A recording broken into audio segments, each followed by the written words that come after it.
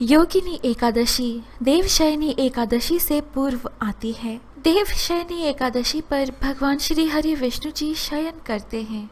इस भूलोक पर स्वामी का शयन काल 4 मासों का है। फिर कार्तिक के देवोठनी एकादशी पर ही वे जागृत होते हैं।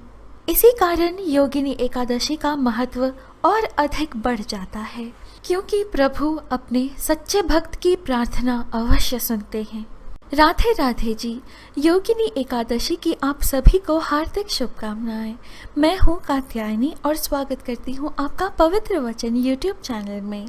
सांसारिक सुख के साथ ही मोक्षदात्री है यह योगिनी एकादशी का व्रत। पौराणिक ग्रंथों में हर एकादशी का अपना अलग महत्व बताया गया है।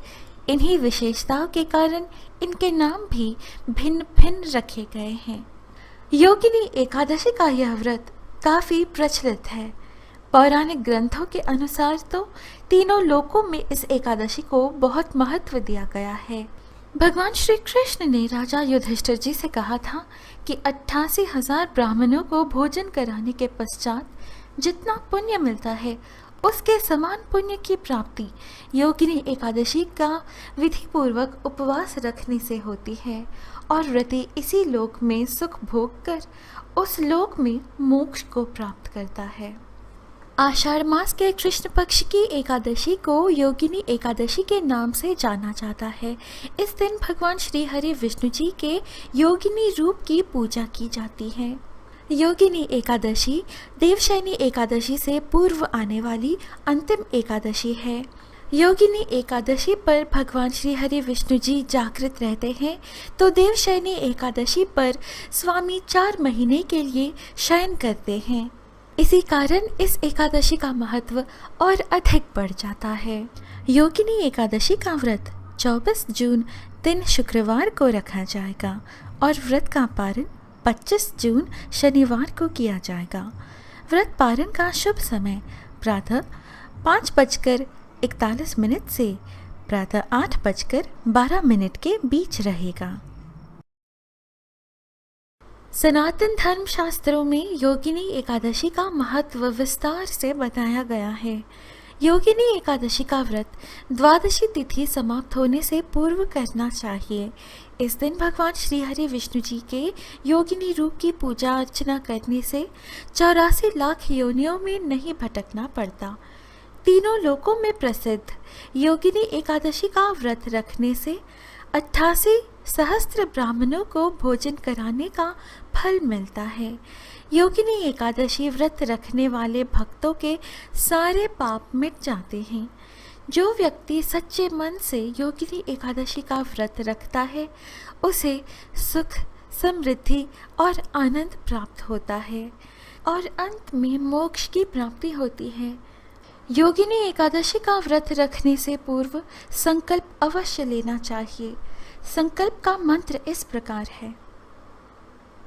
मम सकल पापक्षय पूर्वक कुष्ठादि रोग निवृत्ति कामनया योगिन्येकादशी व्रतमहं करिष्ये। इस मंत्र का अर्थ है कि सकल पापों से मुक्ति व कुष्ठ आदि रोगों से निवृत्ति की कामना से मैं योगिनी एकादशी का व्रत करूंगा। इस प्रकार संकल्प लेने के पश्चात भगवान विष्णु जी के चित्र अथवा मूर्ति को पंचामृत से स्नान कराएं। स्नान के पश्चात उनके चरणामृत को व्रती अपने और अपने परिवार के सभी सदस्यों के अंगों पर छिड़के और उस चरणामृत को पिए। माना जाता है कि इससे विशेष रूप से कुष्ठ रोगी की पीड़ा अंत होती है और वह रोग मुक्त हो जाता है। भगवान विष्णु जी की विधिवत पूजा अर्चना कर योगिनी एकादशी व्रत की कथा पढ़ना अथवा सुनना चाहिए। योगिनी एकादशी कथा का सार ही यह है कि मनुष्य को पूजा आदि धर्म में आलस्य या प्रमाद नहीं करना चाहिए, अपितु मन को संयम में रखकर सदैव भगवान की सेवा में तत्पर रहना चाहिए। आइए साथ मिलकर श्रवण करें योगिनी एकादशी व्रत की पावन कथा। धर्मराज युधिष्ठिर कहने लगे कि भगवान, मैंने ज्येष्ठ शुक्ल एकादशी के व्रत का महात्म्य सुना। अब कृपया आषाढ़ कृष्ण एकादशी की कथा सुनाइए। इसका नाम क्या है, महात्म्य क्या है, यह भी बताइए।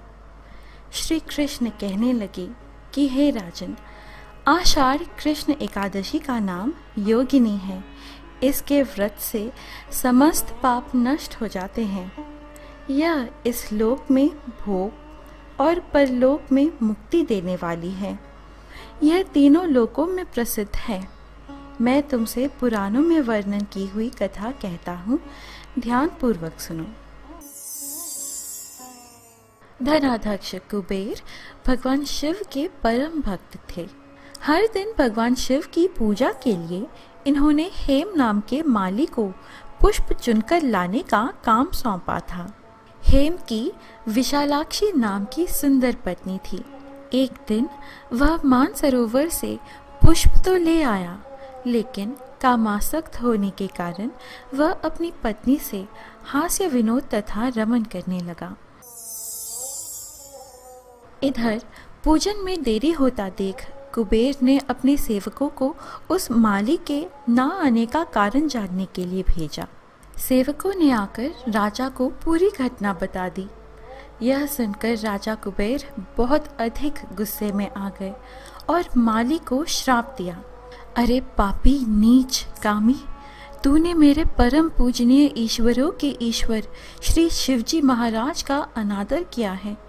इसलिए मैं तुझे शाप देता हूँ कि तू स्त्री का वियोग सहेगा और मृत्युलोक में जाकर कोढ़ी होगा। कुबेर के श्राप से हेम माली का स्वर्ग से पतन हो गया और वह उसी क्षण पृथ्वी पर गिर गया। भूतल पर आते ही उसके शरीर में श्वेत कोढ़ हो गया। उसकी पत्नी भी उसी समय अंतर्ध्यान हो गई। मृत्युलोक में आकर माली ने महान दुख भोगे। भयानक जंगल में जाकर बिना अन्न और जल के भटकता रहा। रात्रि को निद्रा भी नहीं आती थी, परंतु शिवजी की पूजा के प्रभाव से उसको पिछले जन्म की स्मृति का ज्ञान अवश्य रहा।